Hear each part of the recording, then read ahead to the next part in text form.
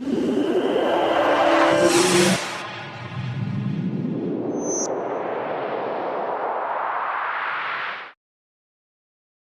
News channel पर जो भी वक्ता ने कहा वो उसकी अपनी राय है, जिसकी पुष्टि नेशन दिल्ली न्यूज़ के हम बात कर रहे हैं मेहरौली से। और आज हम बात कर रहे हैं ऐसी शख्सियत से जिन्होंने बड़े पैमाने पे समाज का काम किया और एयरपोर्ट अथॉरिटी के अंदर अधिकारी पद से रिटायर्ड हुए। आइए हम बात करते हैं कि जिस तरीके से पूरा देश त्राही त्राही कर रहा है, कहीं मूंछ रखने पर मार दिया जाता है, मटका छूने पर मार दिया जाता है। हद तो तब हो गई कि एक अपर कास्ट का व्यक्ति एक नीची जाति के व्यक्ति के चेहरे पर पेशाब करता है, उसको भी अगर हम भूल जाएं तो अभी मणिपुर की आप घटना देख रहे हैं कि मणिपुर के अंदर महिलाओं को जिस तरीके से नग्न घुमाया जा रहा है, पूरा भारतवर्ष ही नहीं पूरा विदेश शर्मसार हो रहा है कि महिलाओं के साथ जो अत्याचार हो रहा है। सर, आपका नेशन न्यूज इंडिया चैनल में आपका स्वागत है। सर अशोक सर, आज जो पूरा देश जो त्राही त्राही कर रहा है जाति को लेकर, जाति उत्पीड़न को लेकर, कि आप जहां भी देख रहे हैं, जिस राज्य के अंदर देख रहे हैं, दलित जाति पर इतना बड़ा अत्याचार है क्यों? मनोज पिपलीवाल, बहुत बहुत आपका धन्यवाद।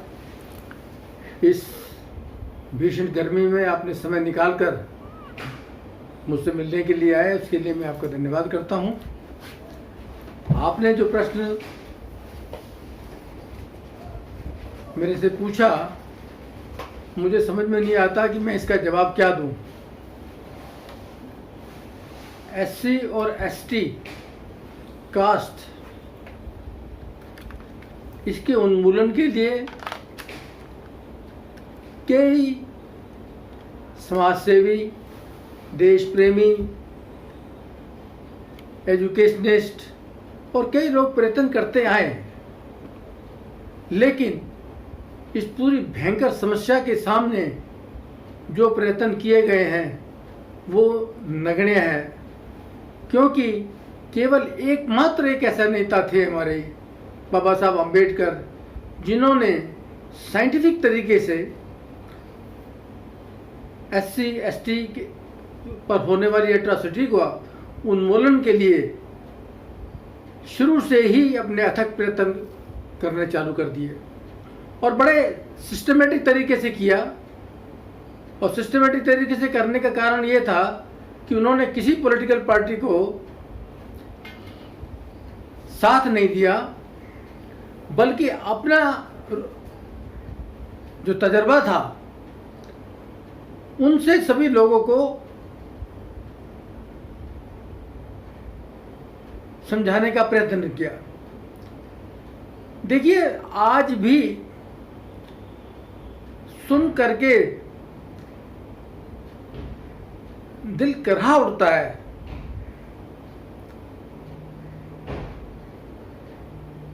कि आज तक जाति छोड़े जैसे आंदोलन का सफलतापूर्वक पालन ना किया गया, ना कर रहे। अशोक सर, मैं आपको रोकूंगा। अशोक सर, अधिकारी बाद में बनते हैं, पहले उसकी जाति जाती है। अधिकारी नहीं, अगर मैं अपर कास्ट की अपर पद की बात करूं, राष्ट्रपति की बात करूं, दलित राष्ट्रपति, आदिवासी राष्ट्रपति, पहले जाति जाती है सर, उसके बाद में उसे पद मिलता है। इसमें दो राय नहीं है कि चाहे वो ऑफिसर्स बने, चाहे वो पॉलिटिकल लीडर बने। हमारे भारत के टोटल प्रशासनिक तंत्र में जाति का होना एक बहुत बड़ी बात है। इसके आधार पर ही सारा प्रजातंत्र चल रहा है, इसके आधार पर ही संविधान चल रहा है, इसके आधार पर ही और जो पॉलिटिकल पार्टीज के अपने मैनिफेस्टो हैं वो चल रहे हैं। चल तो रहे हैं, लेकिन वास्तव में क्या वो इम्प्लीमेंट हो रहे हैं? जो भीषण आज की तारीख में भी जो घटनाएं घट रही है, जो आज इन्होंने बताया कि आज भी जूते में पानी पिलाया जा रहा है, आज भी एससी एसटी को छांट करके, कमजोर आदमी को छांट करके प्रेसिडेंट या वाइस प्रेसिडेंट बना दिया जाता है, या और भी बहुत सारी जैसे कि मणिपुर के अंदर औरतों को निर्वस्त्र करके घुमाया गया। ये ऐसी घटनाएं मुझे समझ में नहीं आती कि एक भारत जैसा जिसको हमारे देश के बहुत सारे लोग अपने आप को गर्व महसूस करते हैं कि गर्व से कहो कि हम हिंदू हैं, गर्व से कहो कि हम ये हैं। अरे मैं तो कहता हूँ भाई, गर्व से कहो हम भारतीय हैं। और वो भी जितने भी भारतीय कहलाने के अंदर जो कठिनाइयां आ रही है, हिंदू की तो बात ही छोड़ दीजिए, भारतीय कहने में भी बहुत कठिनाइयां आ रही है। क्योंकि भारतीय होना का मतलब है कि भारत की 135 करोड़ जनता के अंदर करीब करीब 20-25 करोड़ की जो जनता है वो SC ST है।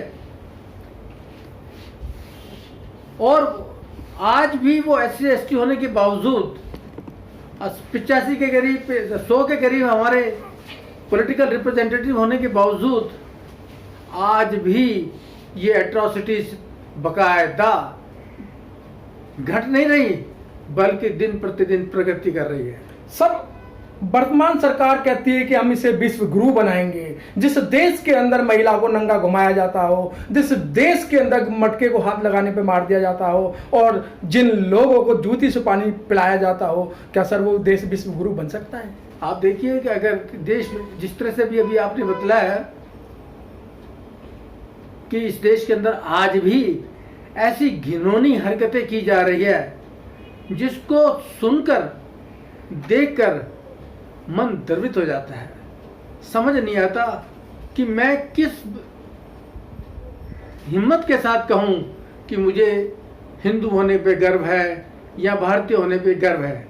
मैं बाहर विदेशों में भी मैंने काम किया, कई विदेशों की मैंने यात्राएं की, हमारा पूरा भारत घूमा मैंने, लेकिन ये जो घटनाएं घट रही है, जो दिन प्रतिदिन बढ़ रही है, इसको सही ढंग से उन्मूलन करने के लिए आज तक बाबा साहब अम्बेडकर को छोड़ करके किसी ने भी सही मायने के अंदर प्रयत्न किए ही नहीं, कोशिश करी ही नहीं गई। और अगर करे भी तो उस व्यक्ति को किसी न किसी राजनीतिक प्रपंच के अंदर फंसा दिया गया और वो बेचारे को आगे बढ़ने ही नहीं दिया गया। सर, जब आप 370 हटा सकते हैं, 3 तलाक की बात कर सकते हैं, तो क्या सर जाति उन्मूलन कानून या जाति हटाओ देश बचाओ के लिए एक विधेयक नहीं ला सकते हैं? आप मुझे प्रधानमंत्री तो छोड़िए, आप मुझे एक मंत्री का पोस्ट दीजिए, समाज कल्याण या जाति से संबंधित ऐसा डिपार्टमेंट दीजिए, और फिर मेरे से 1 महीने बाद पूछ लीजिए कि ये जाति जो है इसका उन्मूलन हुआ, और ये जो हम बाबा साहब जो कह गए इनहेरिटेशन कास्ट अपनी पुस्तक के अंदर, उसको अगर मैं सही मामले में इम्प्लीमेंट ना कर दूं तो मैं भी समझो एक तरीके से बाबा साहब का विरोधी होऊंगा। सर, 131 मेंबर ऑफ पार्लियामेंट है, जब दलितों पर अत्याचार होते हैं, बहन बेटियों को नंगा घुमाया जाता है, तो सर पार्लियामेंट के अंदर उनके मुंह में दही जम जाती है। सर वो बोलते नहीं है। वो इसीलिए नहीं बोलते हैं क्योंकि वो अपनी पार्टी के कानून कायदों से और दूसरे कानून कायदों से बंधे हुए हैं। बाबा साहब अम्बेडकर की यही तो खूबी थी कि उन्होंने किसी भी पार्टी के सदस्य होकर के या मतलब उनके सिद्धांतों को लेकर के चलने में कभी समझौता नहीं किया, और समझौता न करने के कारण ही बाबा साहब से बात करते हुए लोग कतराते थे। जो ज्ञान, जो विज्ञान, जो सामाजिक बातें पर पकड़ बाबा साहब ने करी, वो किसी ने भी नहीं की। उन्होंने समझा, इस समस्या को समझा, और अंत में यही निष्कर्ष निकाला कि जब तक हिंदुस्तान के अंदर या भारत के अंदर जाति छोड़ो आंदोलन जो चलाया गया था उसको सही रूप ना दिया जाए, जातियां खत्म कर दी जाए, तब तक हिंदुस्तान जितना मर्जी आप कह लीजिए, आप अपने आप को एक प्रोग्रेसिव कंट्री नहीं कह सकते। तो सर, क्या आपका मानना है कि एक जाति उन्मूलन कानून बनना चाहिए? बिल्कुल बनना चाहिए, इसमें कोई दो राय ही नहीं है। अच्छा सर, अगर जाति उन्मूलन कानून बन जाता है तो उसको समाज को कितना बड़ा लाभ होगा? समाज को बहुत बड़ा लाभ होगा, क्योंकि आज भी अगर मान लीजिए जाति के अंदर जो मतभेद है, जातियों में जो मतभेद है, ऊंच और नीच की वजह है, या और भी कोई कई कारणों की वजह से जातियों के अंदर जो ऊपर नीचे है, वो जब तक जड़ से न उखाड़ दी जाए तब तक हमें किसी जिम्मेदार व्यक्ति को या किसी पॉलिटिकल पार्टी को आगे बढ़ करके इस कार्य पर मजबूती के साथ काम होना चाहिए। सर, आपकी एक अपनी पार्टी है जिसने 18 राज्यों के राज्यपालों को लेटर लिखा है। कुछ राज्यपालों ने इसकी सहमति दी है कि भाई जाति हटाओ देश बचाओ, ये बहुत अच्छा प्रपोजल है। तो क्या कहेंगे सर उस पार्टी के लिए जो आपकी अपनी पार्टी ने पहल की है कि जाति उन्मूलन कानून आना चाहिए? देखिए, मैं किसी पार्टी के बारे में नहीं कहना चाहता, लेकिन मैं ये जरूर कहना चाहता हूँ कि जो भी पार्टी हो, जो भी इंडिविजुअल हो, यदि वो जाति उन्मूलन के लिए आगे बढ़ करके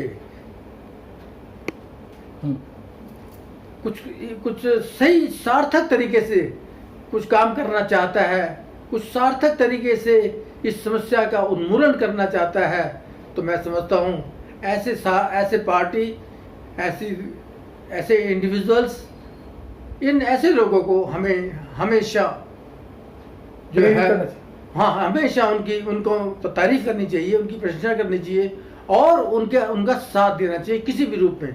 जरूरी नहीं है कि आप उनके साथ चल पड़ो, आप सहायता करने के, मदद करने के या सहयोग करने के बहुत सारे तरीके हैं। उन तरीकों में से अच्छे तरीके ढूंढे जाए और उनको इम्प्लीमेंट किया जाए, ताकि